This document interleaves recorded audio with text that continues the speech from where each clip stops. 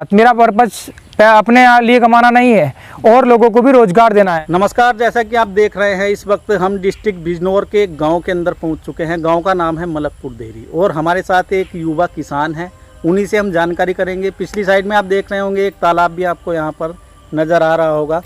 तो सर, मैं आपका नाम जानना चाहूँगा, क्या नाम है आपका? अपने बारे में आप थोड़ा बताइए दर्शकों को। सर, मेरा नाम विवेक कुमार उर्फ हैप्पी चौधरी है।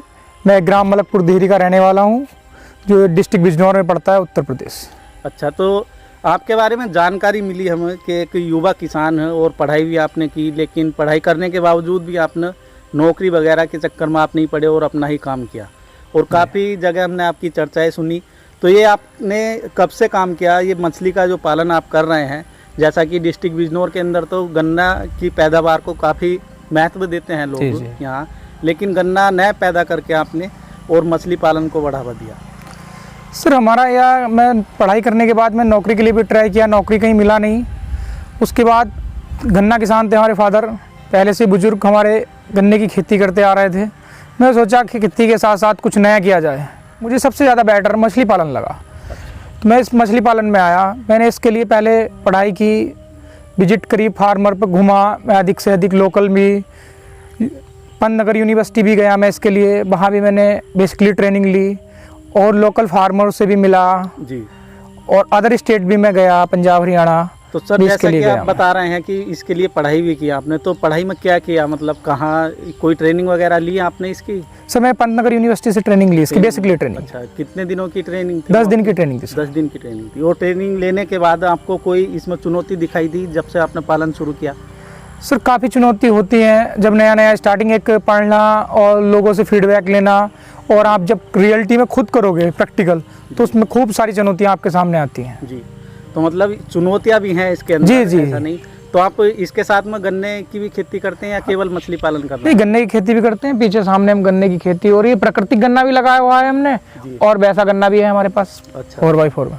तो विवेक जी, जैसे गन्ने की फसल तो एक साल में एक बार आती है, एक साल में या 8-9 महीने के अंतराल पर आ जाती है फसल, तो इसमें मछली का कैसे रहता है? मतलब ये एक साल में तैयार होती है या कुछ कम टाइम में तैयार? सर, इसके 2 पर्पज होते हैं जी।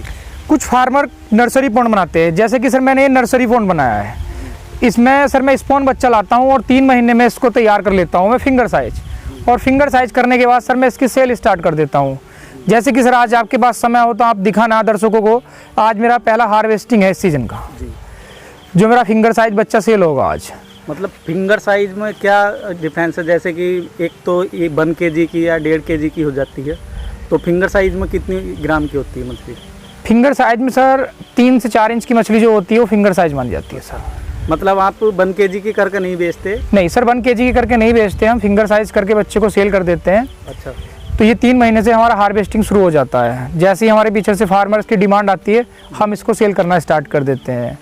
वो फार्मर सेल करने के ऊपर डिपेंड होता है, 1 रुपया पर पीस के हिसाब से भी बिक जाता है सर, 70 पैसे, 50 पैसे और 1.5-2 रुपया तक भी चला जाता है। जैसा हिसाब होता है वैसे ही सेल हो जाता है सर।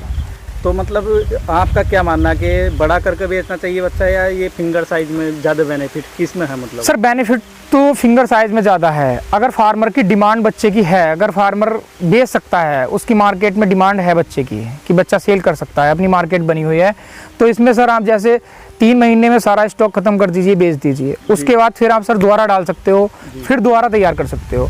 और बड़े का सर ऐसा है, 1 kg करने के लिए आपको 50 से 100 ग्राम का बच्चा स्टॉक करना होगा। जब वो 6 से 8 महीने में आप उसको 1 kg, 1.25 kg, 1.5 kg तक करके सेल कर सकते हो।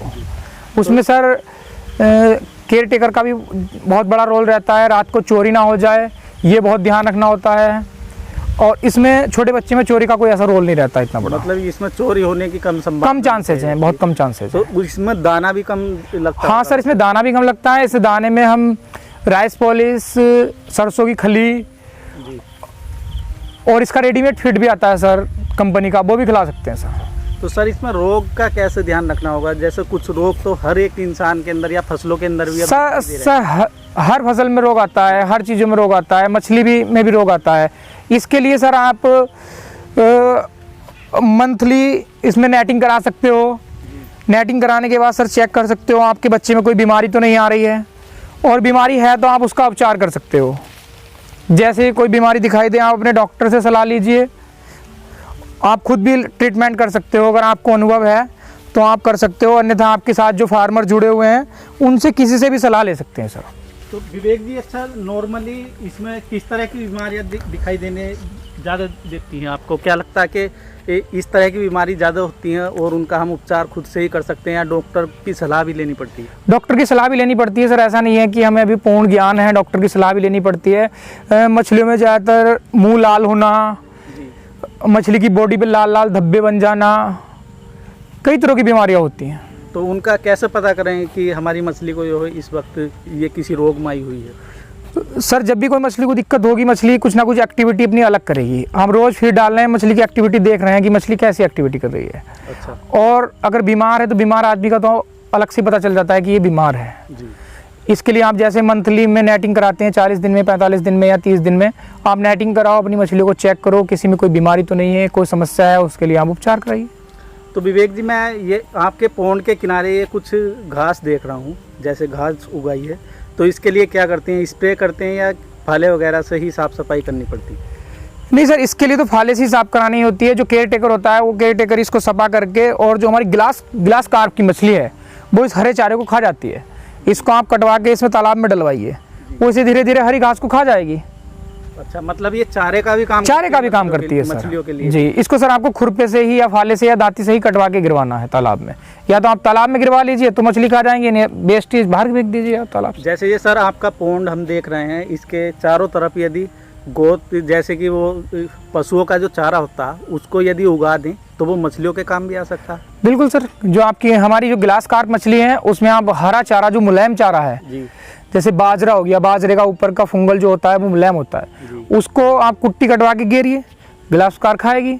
बरसीन हो गया, जई हो गई, चरी, मक्का, बाजरा, इसके पत्तों को आप कटवा के बारीक बारीक कटिंग करके घेरिए, उसको खा जाएंगे। जी। अभी आपने कुछ देर पहले जिक्र किया कि हमारे यहाँ से ये मछली वो दूसरे स्टेट में भी जाती है और डिस्ट्रिक्ट के अंदर तो जा ही रहा है आपके जो फिंगर साइज जो भी मछली बताई जी आपने। जी जी। तो इसके लिए लोग आपसे संपर्क कैसे करते हैं, मतलब कांटेक्ट कैसे होते हैं उन लोगों से? सर यूट्यूब पे भी लोग मुझसे संपर्क कर लेते हैं, और जो हमारा ज़िले का फिशरी डिपार्टमेंट का व्हाट्सएप ग्रुप चल रहा है उसमें भी मैं ऐड हूँ, उसमें मैं अपने प्रचार के लिए डालता रहता हूँ जिस टाइम मेरे पास मछली अवेलेबल होती है। और लोकल फार्मों के फार्म पर भी जाके मैं विजिट करता रहता हूँ, लोगों से बताता रहता हूँ कि भाई मैंने नर्सरी पॉन्ड बनाया है, मेरे यहाँ से मछली का बच्चा लीजिए आप। अच्छा, तो मतलब बेचने में आपको कोई समस्या दिखाई देती है किसी तरह की, या इसके में भी कोई चुनौती है, जैसे कि मछली आपको 3 महीने के बाद बेचनी है और 3 महीने तक आपको कोई ग्राहक नहीं मिला, तो उसके बाद क्या करना होगा? मतलब सर इसमें बेचने में बहुत बड़ी चुनौती है। स्टार्टिंग में मुझे 4 महीने, पिछले सीजन जो मेरा स्टार्टिंग काम था उसमें मुझे ग्राहक नहीं मिल पा रहे थे। फिर मैंने लोकली फार्मों को खुद जाके विजिट करना शुरू किया, उन लोगों से मैंने बताया भाई मैंने इस प्रकार की मछली की नर्सरी बनाई है, आप मुझसे माल लीजिए। तो मेरे यहाँ से सीड ले जाने लगे, मेरा धीरे धीरे बिकना शुरू हो गया। आज ही मेरा 2 पार्टी को सीड जाएगा, एक इधर सिवारा साइड में जाएगा सुजनपुर रोड पर, और एक कृतपुर के पास में गांव है वहाँ जाएगा। जी जी। एक जगह मेरा फिंगर साइज बच्चा जाएगा, और एक जो फिंगर साइज से ऊपर का होगा 100 से 50 ग्राम वाला जो रेडी हो गया होगा वो बच्चा वहाँ जाएगा। जी। और मेरा अदर अपने डिस्ट्रिक्ट के अलावा अदर डिस्ट्रिक्ट भी जाता है, अदर स्टेट भी जाता है। मेरा बच्चा पंजाब, हरियाणा भी मैं सेल करता हूँ, जो मेरा फिंगर साइज बच्चा होता है। राजस्थान, दिल्ली, उत्तराखंड और यूपी में तो जा ही रहा है मेरा लोकल में, जी। जो पश्चिम यूपी में जाता है सर। अच्छा, पश्चिमी यूपी में ज़्यादा जाता पश्चिम यूपी में जाता है क्योंकि पूर्व में तो ऑलरेडी पहले ही लोग बहुत हैं। है? जी जी। तो विवेक जी, जैसा आपने ये 6 बीघे का तालाब बनाया हुआ है, इसको भविष्य में आप बढ़ाना चाह रहे हैं या केवल इतने तक ही सीमित रखना चाह रहे हैं? नहीं सर, हम इसे बढ़ा रहे हैं, धीरे धीरे गन्ना कम करते जाएंगे और मछली पालन पे हमारा ज़्यादा फोकस है, हम इसको बढ़ाते जाएंगे। अब मेरा भविष्य में ये प्लान है, मैं इसे धीरे धीरे करके 36 बीघे पे ले जाऊँ। 3-3 बीघे के मैं 12 पाउंड बनाने के मूड में हूँ, जिससे मुझे हर मंथली 1 पाउंड की मैं हार्वेस्टिंग कर सकूँ। जैसे कि मैं अब 3 महीने पहले मैंने बच्चा स्टॉक किया था अपने पाउंड के अंदर, और मुझे आज 3 महीने बाद फर्स्ट इनकम आज मुझे होएगी, जो मेरी फर्स्ट हार्वेस्टिंग है वो आज होएगी। तो उसके लिए मुझे 3 महीने वेट नहीं करना होगा। जब मेरे पास 12 पाउंड होंगे तो मैं हर महीने 1 पाउंड की हार्वेस्टिंग करता रहूँगा, तो मुझे हर मंथली इनकम होनी शुरू हो जाएगी। मतलब आपका प्लानिंग है कि आने वाले टाइम में 1 या 2 साल में जब भी आपका वो लगता है समय, धीरे धीरे हर साल बढ़ाएंगे, तो आप 12 पाउंड बनवाएंगे 3-3 बीघे के, और उससे हर महीने का आपका अर्निंग का टारगेट। और मैं अपने युवाओं से अपील करता हूँ, जो बेरोजगार हमारे युवा, वो एक 5-10 हज़ार 15-20 हज़ार की नौकरी से अच्छा एक मछली पालन स्टार्टिंग करें, वो उनके लिए ज़्यादा बेटर रहेगा। जॉब करेंगे तो कम से कम उन्हें 10 या 20 हज़ार की नौकरी के लिए 12 घंटे काम करना होगा। 8 घंटे की ड्यूटी अगर वो देंगे तो 2 घंटे मॉर्निंग में सवेरा उठना होगा और 2 घंटे लेट 12 घंटे का वर्क उन्हें करना होगा। और इसके लिए आप मछली पालन कर रहे हो तो 2 घंटे आप सुबह टाइम दे दीजिए अपने फार्म पर और 2 घंटे आप शाम दे दीजिए। 4 से 4 घंटे, ज़्यादा ज़्यादा आप 6 घंटे भी अगर टाइम दे पाओगे फार्म पर अपने, तो आप बहुत अच्छा एक परिणाम आपका मछली पालन में आपके सामने आएगा। मेरा अपने युवाओं से ये कहना है। मतलब आपका कहना है कि एक नौकरी से बेटर है कि आप मछली पालन करके और उससे काफ़ी अच्छा लाभ कमा सकते हैं। हाँ, मैं अपने युवाओं से कहूँगा एक मछली पालन करो या अदर और भी कोई भी कारोबार करो, एक नौकरी से कई गुना अच्छा। मेरा मानना तो ये है। वैसे तो सबकी अपनी अपनी अलग इच्छाएं होती हैं, किसी को जॉब करने ही अच्छी लगता है। मेरा तो बचपन से शौक था अपना ही कुछ ना कुछ करने का, जिससे मैं खुद भी कमाऊँ और आने वाले समय में जैसे मैं अब भी और लोगों को भी रोज़गार दे रहा हूँ। इसके साथ मेरा पर्पज़ अपने लिए कमाना नहीं है, और लोगों को भी रोज़गार देना है। जिनकी जैसे मैं मछली पालन किया है, हर मंथली मेरे पास 7 से 8 वर्कर आते हैं, उनको भी कहीं ना कहीं बेनिफिट हो रहा है। और भविष्य में जब हम बड़ा करेंगे तो हमारे पास लेबर भी 5 से 6 लेबर हमारे पास परमानेंटली रहेगी, तो उनके घर की उनकी आजीविका भी बहुत अच्छी हमारे थ्रू चल पाएगी। बात तो काफ़ी हो गई आपके साथ, और जो कुछ रह गई होंगी वो दर्शक कमेंट के माध्यम से पूछ सकते हैं जी। और यदि आपका कोई कॉन्टैक्ट नंबर हो आपके फार्म पर कैसे आ सकते हैं? कोई विजिट करना चाह रहा है, जैसे कोई दर्शक किसी को काम करने का मन में विचार आ जाता तो वो आपके तालाब पर कैसे पहुंच सकते हैं? सर, मैं डिस्क्रिप्शन में अपना नंबर दूंगा, उसमें संपर्क कर सकते हैं। और चौधरी फिश फार्म के नाम से बिजनौर में किससे वो जो कोई भी बता देगा। ज़्यादातर सभी किसान जुड़े हुए हैं। चौधरी फिश फार्म के नाम से हमारा फार्म है, ग्राम मलकपुर देहरी में, जो कोतवाली ब्लॉक में पड़ता है, नगीना तहसील है और डिस्ट्रिक्ट बिजनौर उत्तर प्रदेश में।